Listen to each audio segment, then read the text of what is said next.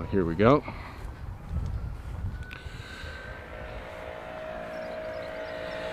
Here we go. We're doing the right thing.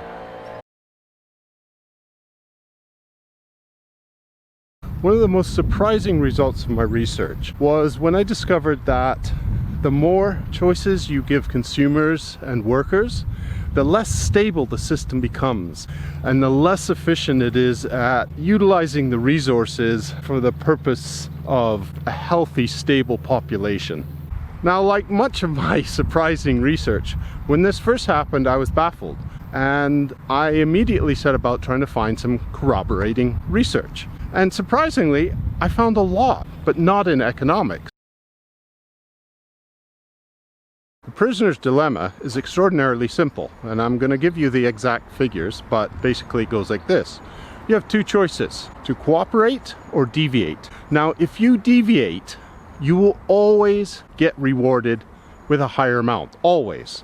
If you cooperate, you will always get rewarded with less amount, and I'll show you what I mean. The prisoner's dilemma is a very old and extremely simple game that has resulted in some fascinating research. Its core is extremely simple. You have two players and they simultaneously make a choice between either cooperating or deviating. If they both cooperate, they both get 3. If they both deviate, they both get 2. Now, if one cooperates and one deviates, one gets 1 and the deviator gets 4. There's a lot of implications about this which are very interesting. If you're playing this game, one of the things you'll notice is that no matter what the other player does, if you deviate, you'll make the most points. And so if you follow the mantra that greed is good, you will always deviate. But the problem is, in the real world, people interact. So if you deviate, they'll deviate back. And so if you have a string of interactions, you'll end up in a very low potential compared to what cooperators can accomplish. Now, some of you might be thinking, that's obvious. Why even bother saying that? The market economy is all about competition. In other words, you want to win over the other player, which means it's full of deviators. You cannot assume that a competitive market system is leading the society to its highest potential. Okay, now we get to a really interesting bit. A couple of researchers decided to use the prisoner's dilemma as a contest for computer programmers. And so they put out a worldwide challenge, and they said, okay, we're going to have the prisoner's dilemma. What we want you to do is make programs to compete against other programs in the prisoner's dilemma and try and get the highest score. Keep in mind that no matter what your opponent does, deviation is the highest score you can get. In order to get the high deviation score, you want to trick the other program into cooperating. So some of these programs were enormously sophisticated, and they were tracking the other programs using all sorts of mathematical, statistical measurements, trying to anticipate when they're going to cooperate. The winner was not the most sophisticated program, nor was it the biggest program. It was the simplest program, and it was called tit for tat. And all tit for tat did was it initiated with cooperation first, and then it copied the program's last response. So if you and I were playing, I would initiate with cooperation, and if you cooperated, then I would cooperate next move. Repeat, repeat. But if you deviated, the next move I would deviate. And then I'd just copy whatever move. If you went back and forth, I'd go back and forth, back and forth. So that's the tit for tat. Now, this is where it gets really interesting. They reissued the challenge, and basically the challenge was beat tit for tat, which is the simplest possible program you can think of. And it won again. In order to make sense of this result, we're going to turn to another challenge. This one comes from complexity economics. Another experiment we're going to use is called Farol, and this was developed for economics, and it's a fascinating little challenge for market economics. The challenge is this: you have a bar called the Farol, and it's extremely popular, very good, live music, etc. However, if too many people go, then it becomes very unpleasant.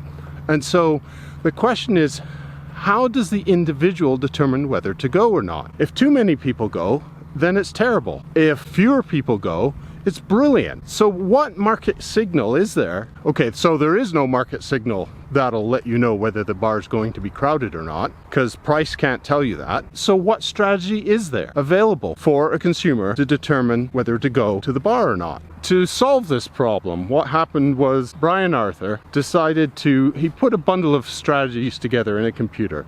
Now with Farol, two researchers decided to use evolution in order to see if they could improve upon the strategies. And they discovered something very interesting. The more computational power, so the more intelligent and the more sophisticated the individual agents became, the more chaotic the system became.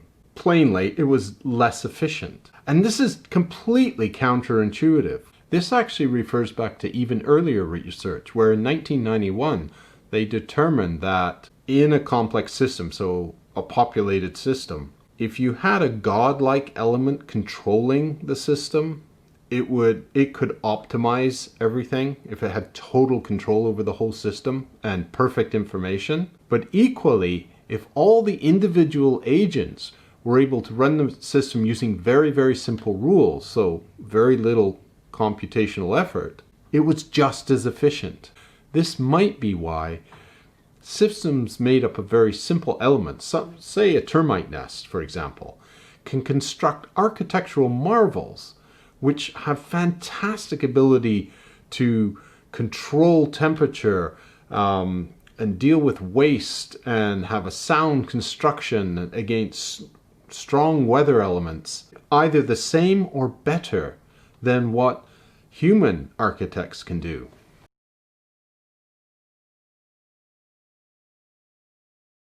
Now we have to be a little bit careful here, because this is not to suggest that people should not have choice, because that would not be a good thing either. But when there's too much going on, when there's too much choice, too much complication, the evidence from complexity research is the system as a whole will become less and less efficient. And so in order to make the world more efficient, basically what we need is less complexity. Less complexity for consumers to deal with, less complexity for workers to deal with, and quite frankly, the same thing for management. The more information you gather, you think intuitively, the more information you gather, the better off you'll be as a manager. But that's not true either, because either you need to become godlike and omniscient and know absolutely everything and control absolutely everything, or you need to set up the system to run automatically on its own. Anything in between will introduce inefficiencies. And this is where management of companies and management of government have got it very wrong for quite some time now. Now, all of this only becomes apparent if you study the complexity literature. There's actually a fair number of experiments out there where by adding sophistication, the system as a whole becomes less efficient. But people haven't connected the dots as to what this means. Either that or they're assuming human society is not a complex system, which quite frankly is a nonsense. It is a complex system. And economics is the same thing. Economics assumes a perfectly rational agent, so it is an omniscient, godlike entity. So it's populated by omniscient, godlike entities. That's how economic theory determines that competition will lead to a perfect outcome or the optimal outcome in society. What they forget is we are not godlike. Human beings are not godlike. We do not have godlike abilities, and we do not have godlike knowledge of what's going on. I don't know what the base cost of, say, a camera is. I don't know how much it costs my camera manufacturer to build it. And if I don't know that, I can't make an informed choice. So basically, the economic idea that a population seeking to maximize their own personal utility using local knowledge will optimize things in society looks wrong. If you look at it from a complexity point of view, it's not a little bit wrong, it's wildly wrong. Another point is evolution in economics, because they go survival of the fittest will optimize things in society. And again, that's wrong, because they haven't looked at the prerequisites of evolution. They just go, oh, well, companies and people competing against each other, they'll just all get better and everything will be fine. That is such a non-understanding of how evolution works.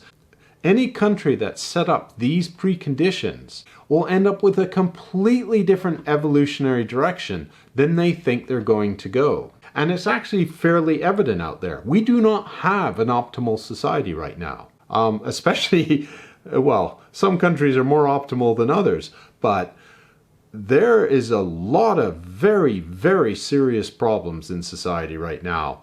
And many of them can be laid at problems within resource distribution, where people are very poor, people are disenfranchised, where people are literally starving to death because they are not deemed productive. And this is not going to lead society to a good place, in my opinion. Okay, this is all I'm going to do this week. In a couple of weeks, I'm going to show you much more sophisticated economic models. And one thing I have an environment. So it's an artificial environment with resources in it, and then it's populated by people. And because it's an agent-based model, I can set it up to run something like a hunter-gatherer society and something like a monetary system, free market society. The thing about a free market is it's very complicated and it takes a lot of computational power in order to run it, whereas a hunter-gatherer is actually quite simple. Complexity economics predicts, as far as resource use and stability of the system, the hunter-gatherer system will be much more stable and successful. I'll be showing that in a couple of weeks. Please keep in mind, I'm not saying we must all go and be hunter-gatherers as we used to be. That's not what I'm saying. People tend to jump there. Just because I'm pointing out something that works better doesn't mean I'm saying we have to just do that and that's it. There is a way where human beings could live really nice lives, but without this massive complication and this huge inequality that goes on in our current society. Well, I hope you enjoyed this. Otherwise, why would you be here? More will come in probably a couple of weeks. And have a great day.